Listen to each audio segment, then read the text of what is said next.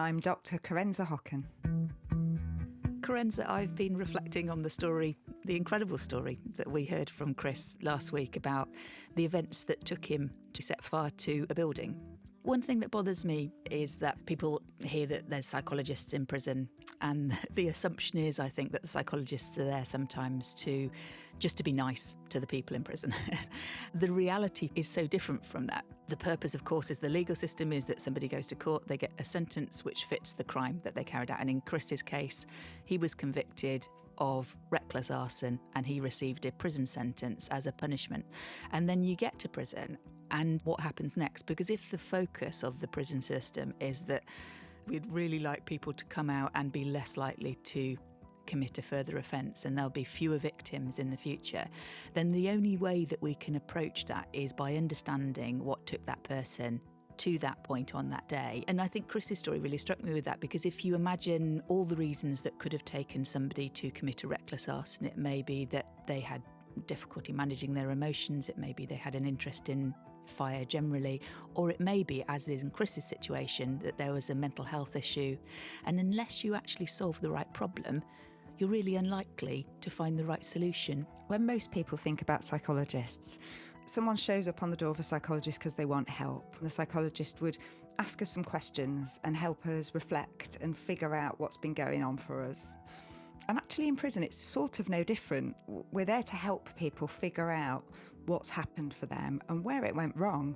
So we are there to ask questions in ways that will allow people to delve back into some really difficult memories, like the sorts that Chris told us about last week. It's never out of my mind that the reason that somebody is in prison is because somebody else has been harmed, somebody else has suffered as a result of that. But it just gets us no further forward if we stop there. The only way forward is to try and understand what has happened for that person so that we can all have better neighbours, all be safer in the future. And that's what this programme and quite a bit of our job is about, I think. Our next conversation is with somebody much younger than Chris, who went to prison as a teenager for a shocking crime that seems, well, completely at odds with the young man that we met. My name's Cameron, I'm 29 years old, I live in Manchester. Cameron's been married for 5 years, he has a baby and a second child on the way. He works part-time alongside studying a business management course. Cameron's family growing up would have seemed perfectly normal, happy family to anyone looking in from the outside, but what we're going to hear is the story of a household that was filled with fear for young Cameron. My dad said to my brother-in-law in Bengali, he said, grab him, get him in the house and tie him up.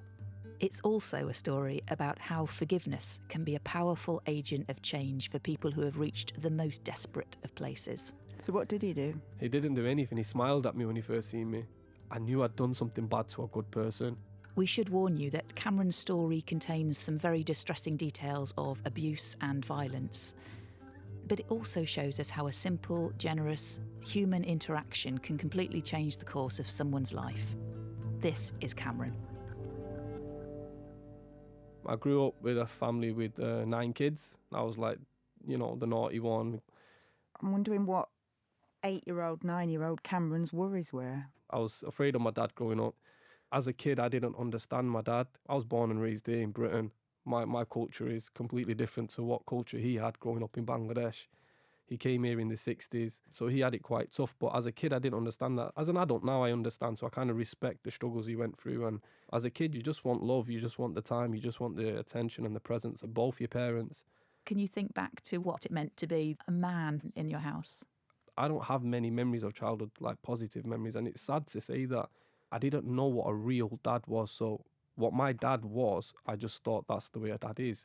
Always shouting at me whenever he's in the house. Like, one of the memories I can remember in detail, I got locked in the big chest freezer in the back garden. I was only 8 years old.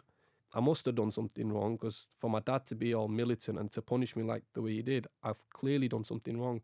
But I don't remember the lesson, and I don't remember the reason why, because he never explained it. But I remember him coming into the house. He dragged me into the back garden shed, and that's where he kept the big chest freezer. It was one of them big restaurant style ones. He flung the lid up, he put me inside, slammed the lid down and sat on top. And my mum, I could hear her screaming outside, telling him to let me out, let me out. And my mum didn't used to fight back with my dad much during them days. So I knew that was extreme. I was banging away, I was screaming. I don't know how long I was in there, but I started to get cold. my heart rate was beating fast, and I went quiet because I was getting weak. So my dad realised, obviously, okay, it's a bit long, flung the lid up, let me out, but he walked off. He just walked off with this flamboyant attitude, and my mum was struggling to pick me up because she's not got the greatest health, my mum. But she struggled to pick me up, and she was trying to carry me back into the house to sit me by the fire. But my dad never explained. To this day, he's never told me why he did that. So I never learnt my lesson. So in my heart, I kind of hated him and I resented him. Of course, I had love for him, the fact that he was providing food, provided shelter. He was fulfilling his role as a father, but that relationship as a dad, he didn't build that with me. No matter how many times I hear people say something like you've just described, it's really hard to listen to because it's not routine. So I wonder whether if you experience somebody saying to you, you are a very bad person, so bad, in fact, I'm going to lock you in a freezer, even though you're my child and I love you in lots of other ways, I'm providing for you, but something has happened here that is so bad, I'm going to lock you in a freezer, shut you in a freezer. Is there something in those experiences that led you to the conclusion as a child of, well, that's me? I think mainly the times had changed. My eldest brother is in his 40s, coming up to his 50s. So times were different then. Children used to be obedient to the parents and they wasn't disrespectful. I feel like when it came to my years of when I was a teenager, it's 2004 I started high school, secondary school. So the culture was completely different. So you're torn between what's happening in the family home and the expectations there and what you're And seeing reality. around you. Yeah, Exactly. Yeah. I was just thinking there's those two versions of you then emerging already. So the version of you that, is a bit more confident, a bit more opinionated, a bit more know your own mind. But then there's that version of you that's very fearful, particularly of older males, and knowing that you then need to stay out the way, you need to be passive.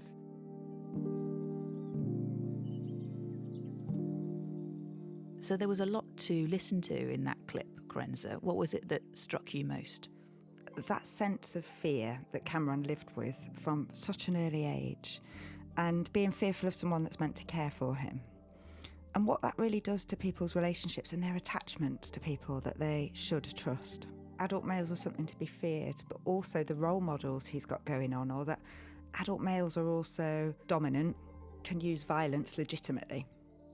So as we hear Cameron's story, we can think about and start to see how these two learning experiences start to shape his own behaviour. So young Cameron is learning to navigate this world of generational and cultural clashes, and as he goes into secondary school, his life is about to become a lot more complicated. So my first year of secondary school, I've come from a predominantly English white neighbourhood. Even my primary and junior school, there was only 2 or 3 Asians in the entire school. Within the first couple of months, I was getting bullied. I was racially bullied by my own people, not even the whites. I was expecting the white people to bully me. The one Asian friend that I had from primary junior school, who was my childhood best friend, he went and got stuck in with all the other Asians from the Hyde area. They used to bully me because they used to hang around white people. And I took it for about 3 months, where they used to put my hood over my eyes and pin me to the floor and, corner me in the playground and tell me to do these funny dances and take the mick out of myself, and they'd all just get a good laugh out of it. So I got stuck in with like the cheekiest kids on the white side that I could find, because I thought the cheeky white lads, they'll protect me. But when I started hanging around with this group of lads in the same year with them, they used to go to this man's house. He was a bit of a loner. He was one of them gamers that sits at home, gets his shopping delivered to his house. So we started going to this house because it was our chill out place. As kids, we used to go there. He used to let us have roll-ups in his house. And as year 7s, you feel a bit cool that you can smoke a roll-up in an adult's house because your parents aren't going to let you. This one time, after a couple of months, I'm still 12 years old. And one time I was trying to find my friend. So I assumed to myself, they've gone to that man's house. So I've gone out looking for him, went knocking on this guy's house. They wasn't there, but he's invited me and saying, you can come in and wait for him.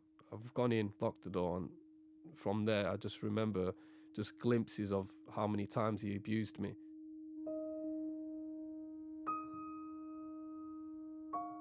He'd put like porn on the TV, like accidentally switched the channel over to porn, and I'd feel uncomfortable because I was already intimidated by older male figures. I didn't know what to say, so I didn't say anything. I just sat there like a little 12-year-old boy would, all skinny. This big, tall, overgrown man is putting this stuff on. So it first started off lightly. He used to try and touch me, then make me touch him, and made us do things to each other. For 8 months, he was doing this stuff to me every time I'd go around, and he'd manipulate me and make me feel like he was my friend. He'd make me open up about my personal things, so he knew everything that was going on at home. He knew I wasn't speaking to my dad and my brother, and I had no one I can really speak to and open up to. So he knew full well he could take advantage of my vulnerability. When he'd finished doing his business with me, he'd offer to buy me things that I couldn't afford, like PS1, buy me games and buy me things that I wanted. He knew I wanted. He was grooming me as well at the same time, because I knew inside this is not me. I'm not that I've got anything against gay people, but I knew I liked girls, and why should I break my virginity? And the first person who does things to me sexually was a fully grown man who's taken advantage of me. So when I got into year 8, I started messing around with girls really, really badly, because I think part of me wanted to prove that I was a male, I was dominant, and maybe a part of it was because he took advantage of me, so I was taking advantage of girls. So I'd have multiple girlfriends at the same time, breaking hearts without batting an eyelid. I didn't care, and nobody knew what was going on. Nobody had a clue. And do you remember how that felt at that point? Because you've got this thing that nobody knows about in your life, and then you've got this way that other people see you. Yeah, I do remember. I was an insecure little boy, and I had this fake confidence, this bravado about me, and everyone thought, okay, he's a bit of a gang leader, but I wasn't the hardest fighter. It's just people feared me because of my attitude. Like in our group, there was someone who was more rough than me. There was someone who was more of a scrapper than me. But why did everyone follow my lead? Because of my attitude, and that developed from when I got abused. Part of me wanted to prove to that man, like, no, you can't mess with me anymore. From your brother and your dad, one thing that's come over really strongly is that sense of fear that you had as young Cameron. And of course, I guess we know that the best form of defence is creating fear in others. It's really clear to see why you had to learn to be the way you did and how you did. That was a big turning point for me when I was abused, because I didn't have the greatest foundation anyway with my family. But because I had no one I could speak to within my own family, a part of me blames my dad. And as a kid, I used to think to myself, why didn't you protect me? Okay, fair enough, you didn't know. But because of the relationship you had with me in the first place, what would make me believe that you'd do something anyway? I just used to wish that something was done a lot sooner, because my life might have took a dramatic turn, and all the other boys that he abused, it might When not have did you happened. talk to somebody about it? The first time I've opened up to someone was Tim. Tim is a name you'll need to remember because he plays a key part in the story. So listening to that clip, Carenza, the thing that strikes me is how things are moving now. He's talked about that experience of being bullied and being bullied by people from his own ethnic group. And what that I think really forces him to do is to look for a group of friends, quite naturally, that will defend him and that he will feel safe with. It's all very thought through in the way that he describes it. And if you put yourself in his shoes at that point, at that time, it sounds quite sensible. He's found a way that he won't get picked on by the other boys. He's worked out the social niceties of how you move from one group to another. And even though the alarm bells are ringing as you're listening to his story, knowing what comes next, at the time, at that moment, you can see what happens. So we move forward now to a teenage Cameron. He's now in year 10 and he's getting into his first serious relationship. She was an English girl. When I was leaving high school, going into college, I was getting caught with her. When you say getting caught? So religiously, you're not supposed to have any unlawful relationships before marriage. But culturally, it was disliked that I was with somebody out of the caste, out of the race. So there were two problems. So with there the was two relationship. problems, yeah. When I came home one day after school, my routine was that when I'd finished school, me and her used to hang around for at least half an hour, have a quick fag, quick cuddle, kiss and all that stuff, like high school lovers do. And then when we depart, I've gone home. When I've gone into the house, my eldest sister and my two brother-in-laws were stood in the front room with my dad, and there's this awkward tension when I've come into the room. And my sister just scowling at me and giving me these dirty looks, and the men had just stood there watching me, and I felt uncomfortable as soon as I came in. She just turned around, looked at me and goes, "Where have you just been?" I didn't know that she saw me, because she saw me sat on the field with my girlfriend. I just responded and said at school. She goes, "Stop lying." And I knew the uncomfortable feeling, the instincts, everything started kicking in. So I started walking backwards and going back out the front door, and I backed out the gate and I've gone onto the street. At this point, my dad said to my brother-in-laws in Bengali, he said, grab him, get him in the house and tie him up. So one of my brother-in-laws has grabbed me from behind. One of them's grabbed my legs. As they're walking towards the gate, I flung my arms out and I've grabbed onto the gate and I was screaming, help, help me. And two of my neighbours came over and they're saying, get off him or we're going to call the police. So my dad, he's told my brother-in-laws to let go. They've let go. They've gone back into the house and shut the door. I'm already angry with this family. I already don't like this family because they've not been there for me. And now I've got an attitude. As a 16-year-old boy, I've got a lot more confidence now. With that anger, I got pissed off and I was a bit embarrassed as well that they just embarrassed me in front of everyone. Shame's very powerful. Yeah, And fearful, because although you perhaps would have sounded and looked very angry on the outside, that sounds like a very scary situation. Yeah. It sort of, to me, it was ringing bells of those other situation, the other situation you mentioned with the freezer, that you're back there in a situation where you don't have physical control of things. Exactly. But it's like the adrenaline consumes you that much. Sometimes you get confused with the fear and the anger. You get really confused. Yeah. I was going back and forth and I was just swearing at the house. Like the neighbours was just looking. It was all awkward. So I was embarrassed. So I didn't know what to do. So I grabbed the brick and I put it through my dad's van window. And then I grabbed my pedal bike and I started riding back up towards the area where my school is. I rang my girlfriend. I was telling her to come back and meet me. Something's just happened. As I'm riding up to meet her, there was a police car coming down slowly, driving down towards me, and it's just pulled up at the side of me. The officers come out asking me my name, my details, and told me to wait there. So my dad reported me for criminal damage. For putting the brick through his van. Yeah, so... Yeah. Was that your first contact with the police? Yeah, that was my first time. My dad called the police on me. Sally, that was a really interesting question I think you asked Cameron there, because what it revealed was this first time he had contact with the police was as a result of conflict with his dad. And I felt like I could almost hear in his voice that sense of disappointment, perhaps feeling let down, that it was his dad that reported him. And as I was listening to it, I was imagining what was happening for his dad, because up until this point, he's tried to manage the behaviour that he saw as difficult behaviour completely within the family home. And there's even a sort of metaphorical attempt to pull him back inside the home to resolve the conflict situation. And now they've upped the game. They've called in the police, they've called in somebody external to try to intervene within their family relationships. I think that's really key, because it's no longer a domestic family issue. We've now got other people involved in it. I can only imagine how difficult it must be for parents in those situations, and how desperate they must feel when they do have to feel like they've got to call the police to do something about managing the relationship with their children. It'll be a very familiar story, I think, to many people listening, that experience of having a child that you feel you know very well grew up in your home, and then they seem to become quite a different person as they reach those years. And I think you'd said there about all the changes that are happening with Cameron, and catching up with some of those changes can be tricky for families to do.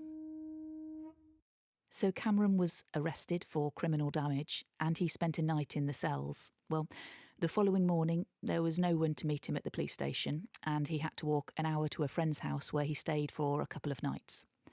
Eventually, a place in a hostel was found for him. So they moved me to an area called Longsight in Manchester, which it was quite rough back then. It was known for crime, it was known for gangs and violence And presumably you didn't know anyone there? I didn't know anyone there. So you're 16. Yeah. So first time I'm in these areas, it was intimidating internally, but because I had this outward appearance that I've already practiced with this confidence, I could portray this image when I was around my peers in the hostel. But whilst I was in the hostel, I started noticing the different characters. And there was one particular character who I noticed he was a bit of a dark horse. But everyone else was all social and everyone else used to play pool together. But this guy didn't. So he stood out to me because, one, he wasn't getting involved with everyone. And two, he was wearing these big chains and he'd just looked cool to a teenage boy. I wanted to make friends with him. I knew I couldn't just go up to him and start talking to him, because the terminology they'd use is stop begging it. They'd think I was begging a friend, or I was trying to beg it, and he'd get put off. So he wouldn't want to be my friend. So I just waited for an opportunity. One time when I was in the kitchen, warming up my meal, he's come in, started having a little conversation with me, asking me if I'm all right. So from there, we just started talking a little bit, started going out. When he eventually got me involved with his gang, because he was part of a gang in the local area. When I started going out with them, I was becoming a bit different with my girlfriend at the time. So I started keeping things from her. Normally, I'd want to spend time with her after school and wanted to be with her all the time. But now I was looking forward to hanging around with this guy in the gang school because they realised that I wasn't focusing as much on my studies. The head teacher took me aside one day. She said, it's becoming a bit difficult for you to travel here. We understand your situation. So you can come and sit your exams if you want, but it's best if you don't come to your lessons anymore. So it made me sad because that was the one place that I felt comfortable. The one place where I could, just be myself. And she also said I couldn't go prom. And that broke my heart because I was looking forward to that. So was that because of your behaviour? I don't know if it was just my behaviour or I think she was being considerate as well because it was difficult for me to get to school. The travel was difficult. You could have got to the prom, I've got a feeling. I know, but I wasn't allowed. She didn't let me go. That's really sad. She gave me a refund for the money as well. Oh, I know. You got your money back. It's all building up really quickly, isn't it? Yeah, it sounds like that happened quite quickly. It was really quick, yeah. So whilst that was going on behind the scenes at this hostel, I was going out with this lad and his gang, and at first they had to test the waters with me. They wasn't going to just get me involved with their crime. Obviously, things like smoking weed and sniffing cocaine, that was small to them. But so they'd do that casually in front of me, driving fast cars. When I started getting exposed to the criminal activities, they tested me first. So one time they had this carrier bag with a little revolver in it, and it was wrapped up in a blue carrier bag. And one day they was passing it to each other, and they put it in my hands. And when I had it in my hands and I felt the weight of it, I knew what it was, but I didn't want to look inside. And my hands were shaking and I was scared. It's the first time I've been involved with anything like that. And the others were laughing at me. Then they tested the waters again by taking me to some of their drug meets. I became noticed. You quite quickly moved up the ladder. Better status. Yeah. So then me and one of the lads partnered up and we started being the local dealers. So you'd taken a little bit of that life that you'd seen with the other gang, thought that's a step too far, but I'm going to apply some of that same learning. That's exactly what I did. Okay. Exactly what I did. So when I took that to the neighbourhood, for a 16-year-old to make £600 every 10 days, cash in hand, it wasn't bad.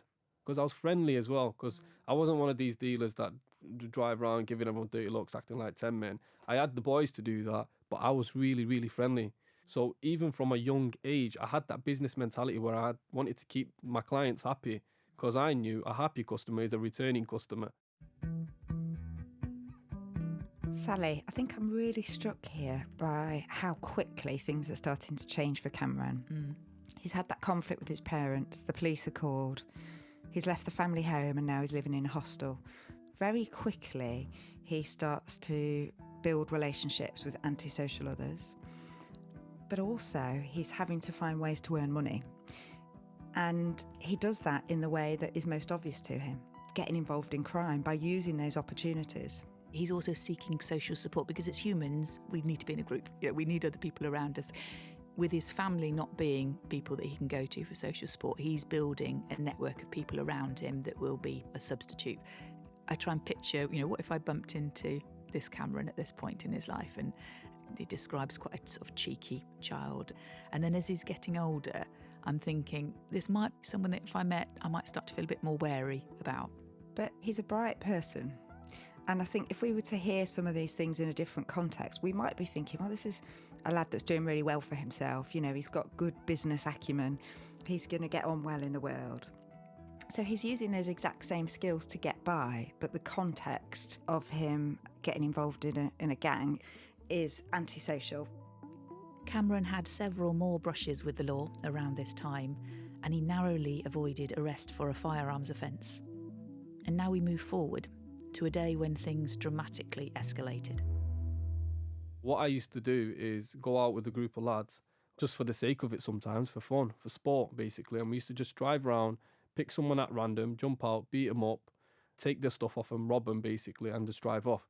When we used to rob someone, it was stripping them like a sign of disrespect, like you're lower than us. And so it wasn't necessarily motivated by we didn't need the possessions, we didn't need the money, but it was more to strip them. It's a shame thing, And then other people in the area, when they know we do things like that, they fear you. Defence by fear. Yeah. So people used to fear us because they knew we was able and capable of doing these sorts of acts. It was during the month of Ramadan. 3 of us stoned out their heads like we was, and we just parked up outside the local shop, and I was texting, having an argument with my girlfriend. I was getting so vexed and so angry, I've lost the plot. Flung my phone, and I just thought, right now, I need to let this anger out on someone. I've looked up outside my car window, it's dark street. I've looked up, I've seen Tim, and then he's gone down to the platform. So I've tapped my mate, I was like, come with me, B. And he reached back behind the back seat, grabbed my baseball bat, pulled out my balaclava, put it over my head, put my gloves on, and I started walking out the car. So as I'm going down the platform, I've gone down first. Tim sat on the platform, on the chair on his own. The other side is empty, no one's there, pitch black. I've gone down, I just said, yo, just to get his attention. As soon as he's looked at me, I've swung the baseball bat with 2 hands behind my back and planted it around his mouth. Straight away, he's fell off the chair. He's fell onto the floor. 2 or 3 of his teeth came out. Instantly, blood. There was a pool of blood within seconds on the floor where he was lying. And because he was drunk, and obviously because he's been hit that hard, he didn't even make a sound. He was just grunting, like, you know. It's really uncomfortable to think about now. But because I've seen how hard I hit him, and I knew how hard I hit him, and I seen what happened to him, it was enough for me to just think, right, okay, no more. Dropped him, ripped his bag off, and then we just started walking off like nothing happened. And left him on the platform. Left him on the platform. It's heartless what we did next. It's horrible what we just done now. But the fact that we drove off, this is how savage we were. We went to the canal, going through all his bags, packed lunches, books. There was nothing of value. When we got to his wallet, there was a picture of his family, and to this day, it still hits me every time. And I seen a picture of his family, him and his wife and his kids. For 5 seconds that night, I felt bad. Just for 5 seconds. And it hurt me because I imagined him as a family man then. And I imagined him as my dad or my brother. So for 5 seconds, I felt bad. And then, like, we got all his stuff and, like, disposed of the evidence, basically. And then, as heartless as this sound, we thought to ourselves, right, there's no money in his wallet. Let's go back and get the pin off him for his cards. We've drove back to the area where the shop was and the train station. Now, Tim is on the main road screaming help, pacing up and down, screaming at the top of his voice, help, someone help. And he's covered in blood, his top, his face. And we got, obviously we thought, okay, this is too risky. So we just drove past him, went outside, and then we just like called it a night basically and went home. But like idiots, because we was that savage, I kept his driving license with his address on and his house keys because we thought, you know what, if we're going to rob a house at some point in the future, we've got a place. But that's how like low we was. We didn't have any empathy. Went home, slept like nothing happened. Like I slept like a baby. Cameron, I'm wondering, as we talk through that, I can see how difficult that was for you to recall that memory about Tim and the photo in the wallet. And I guess I'm wondering what it's like for you to sit here today and talk to us thinking about that version of yourself that was so callous and could harm like that. Like now, do you know, it's hard because I know it was me, but because of who I am now and where I am in my life, it feels like it's a completely different person. Different version. Who I am now would never think to do something like that. It's like, extremely brutal offence, isn't it? It's disgusting to think about. Mm. But what you're describing is it's complicated. Like as humans, we prefer that if you're one thing at one point, that'll be what you remain for the rest of your life, and perhaps not to such contrasting degrees. I think most people could imagine times in their life where they think, I can't really understand how I acted in that way. I really wouldn't wish to do that again. I think quite a lot of the people I've worked with in prison, I bet you're the same, Sally, when I've talked to them about very serious offences they've talked about, if you'd have rewound time and spoke to them maybe a year, 3 years before that, they could never conceive that they would do that. I never would do that. That's what happened to other people. That's right. And equally, a bit like you're describing today, Cameron, sitting here in the room, it feels like we're talking about somebody else rather than the person who would have looked the same shape and looked like you that's sitting here, and yet there's something very different inside. And we can tell, obviously, from this conversation today that you're describing that you feel very differently about it. So something else has happened at some point for you to perceive things differently. And now I'm intrigued to know what's that point or those points, and how did that happen? When I was sentenced, first couple of months, I was crying about missing home, food, and this, that, and the other. It was all selfish. And then I had a nightmare one night. In the dream, I'd see like me walking down the platform with the bat in my hand, the Tim night, and then it skipped scenes to like daylight, my dad walking down the driveway, and then it'd skip back scenes to Tim on the floor. So I started thinking about Tim first. I started thinking about my family and how I've hurt them and disappointed them. Then I started thinking about everyone else, like my friends and family members that are disappointed. Then I started thinking about Tim and his family then, and then what I was doing to him. And I don't know, something inspired me then to start thinking, you know what, I owe these people an apology.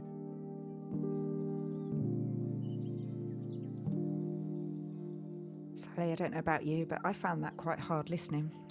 The description of the offence against Tim, it was such a violent offence, and as Cameron says, it was absolutely heartless, callous that they returned to Tim to try and get the PIN number for his card. And did you know, listening to the way Cameron describes it, it's really easy to feel why people are so terrified of crime, because that's a terrifying thing to listen to. It's so easy to imagine yourself in that situation, no anticipation of that happening. The bit that I suppose we have the assistance with is then hearing the story from Cameron's point of view. And while it doesn't make it any less brutal, it doesn't make it any better from Tim's point of view, it at least provides some sort of answer to that question, which I'm imagining Tim must have had in his mind, of just why? Why would anybody want to do that? And that's the bit that we can start to unpick for Cameron, isn't it, by hearing his story about why he was actually in that place on that day. It's interesting, isn't it, that Cameron talks about wanting to give an apology to Tim, recognising that that's something he has to do. And that's what drives him forward to take the next step. So Cameron decided to embark on a process called restorative justice.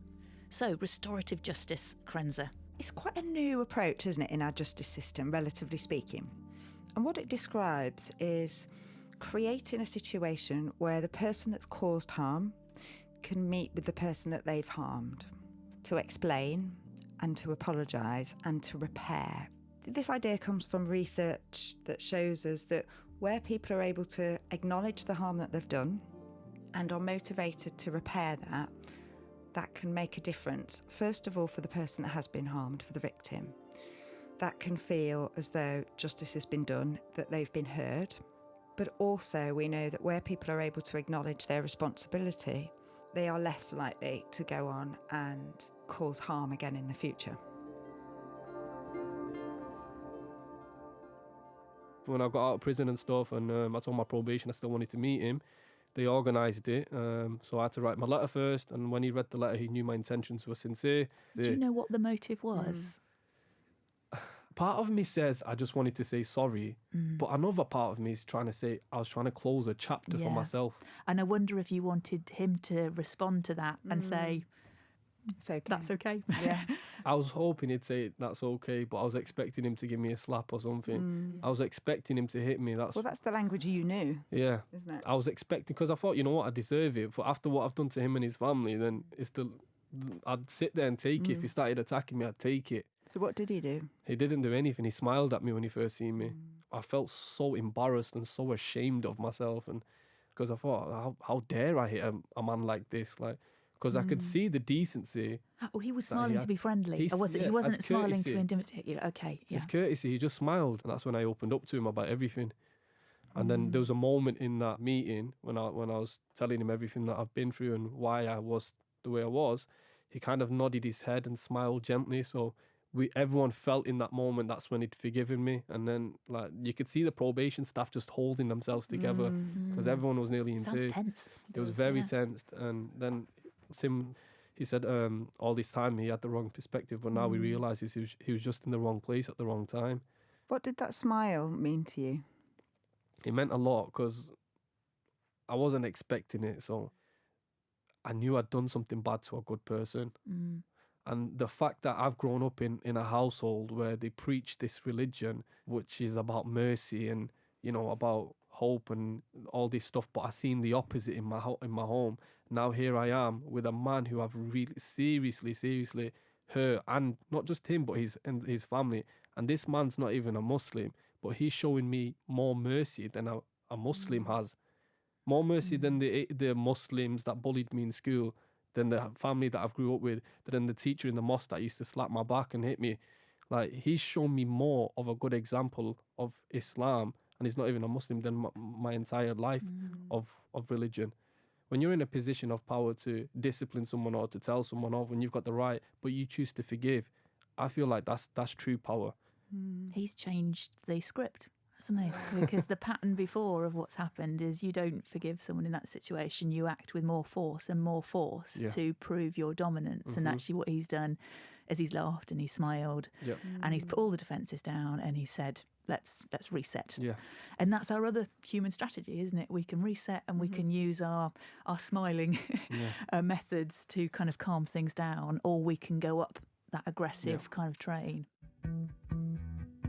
So Tim's reaction here is very different from what Cameron expected, but it seems to be the turning point that helps Cameron really repair for what he's done. So having completed his sentence and built this unlikely relationship with Tim, Cameron is ready to move forward.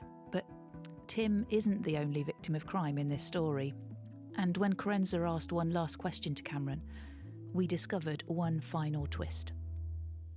I suppose one thing that's been on my mind is you've really described about the power of restorative justice in this case for you and for Tim. And I suppose I'm wondering, going back to the abuse that you had, did you ever report that? I'm just wondering where the full circle came.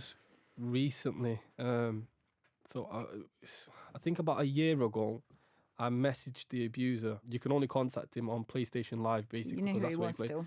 He lived across the street from me. Wow. Like I said to you, he manipulated me to believe he was my friend. So even after prison, I still kept contact with the guy. I used to go around and see him and have a roll up and have a chat, but he wasn't doing anything to me anymore.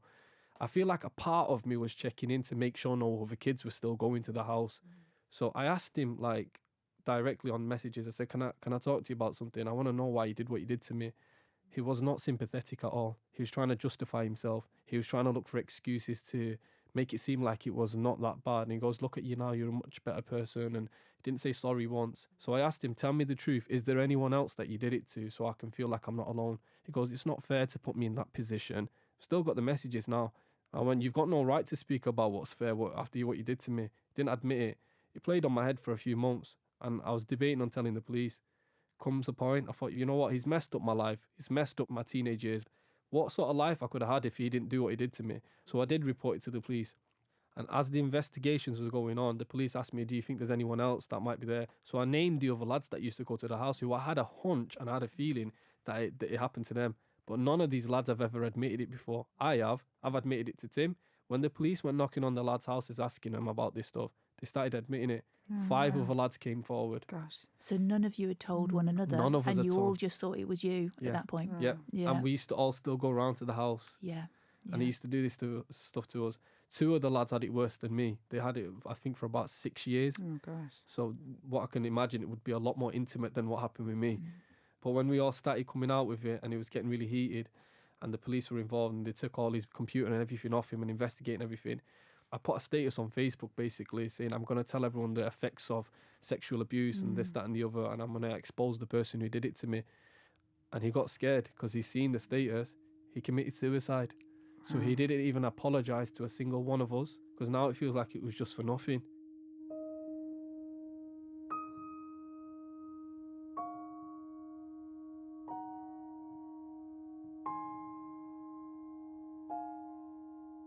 Oh, we've got the harm that you've done to other people. We've got the harm that's happened to you. You could zoom in on any of these different households and see harm and damage. I wonder if we go to what's happening next. So, yeah, I've been married 5 years now. She's brilliant. I needed someone like that. I needed someone to put me on the straight path and keep me grounded. I've got a baby with a 2-year-old girl. My world, I couldn't wish for anything different. I'm happy living this family life now because of the things that I've been through with my family early days. I know what to avoid. I know what to teach. I know how to be. I know how important it is to be a dad as well as a father. I think one thing that's really come over to me today talking to you is just what a kind and sensitive person you've turned into and that you are. And it sounds like that version of you was always around, you know, from being a kid and what you've told us, but now it's been able to thrive. Well, yeah, I guess so. When I try to make myself feel better, when I'm doing self-talk and positive talk, I try to say I was a diamond in the dirt, and now I'm just trying to polish it, trying to be nice to people, my neighbours, the community. When I obviously came out of prison and stuff, it was hard to get into work because of my criminal record.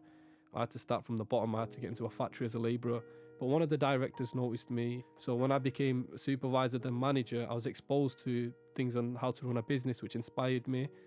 I can't turn back time, so there's no point me sitting here thinking, oh, what if this was different? And the only way I can give my best to my society, to my community, to my family, is if I can be better now. I feel like that does more justice. So Cameron used the word justice there, Corenza. And when I hear that word, it always makes me reflect on, have we got it right? If you were designing a system from scratch, how would you design a just justice system? What really struck me, I think, is that desire for justice here seems to be about wrongdoing being acknowledged and it being repaired. So I suppose a justice system is one in which the wrongdoing is acknowledged and noticed, but also steps are taken to repair that, and also to punish and to make sure that the wrongdoer acknowledges their wrongdoing. And there's a sense in which that needs to be done somewhat publicly, because the fact that Cameron didn't feel that was done publicly when he was a victim of crime, that doesn't seem to have sated that need for justice. It's interesting, isn't it, that the need for justice seems to be universally human. Cameron, we mustn't forget, has harmed somebody, in this case Tim, quite severely. But that doesn't prevent him from also wanting justice and an apology for the harm that has been caused to him. It's very inconvenient, to be honest, Corenza, isn't it? Because in our minds, it's so much easier to have goodies and baddies. Most people, I'd say, in prison have also been a victim of crime at some point in their lives. It's likely. It is. It's interesting what you're saying about being a victim of crime, because I think with Cameron and Chris so far, we've seen that they both experienced physical abuse and sexual abuse from adults. So at very early ages, these two men have been victims of very severe crimes. And of course, they both went on to harm people quite significantly. And let's just reinforce that point again, that this is not about trying to evoke sympathy for people who've committed crimes, but it's just trying to understand it, because unless we're solving the right problem, we can't do that moving forward part.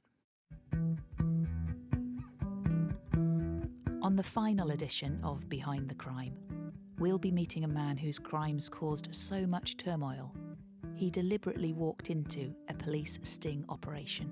I can see the plainclothes policeman, and I know I'm not coming back. Behind the Crime was presented by me, Sally Tilt. And me, Dr. Corenza Hocken. It was co-produced by BBC Longform Audio and the Prison Radio Association. The producer was Andrew Wilkie.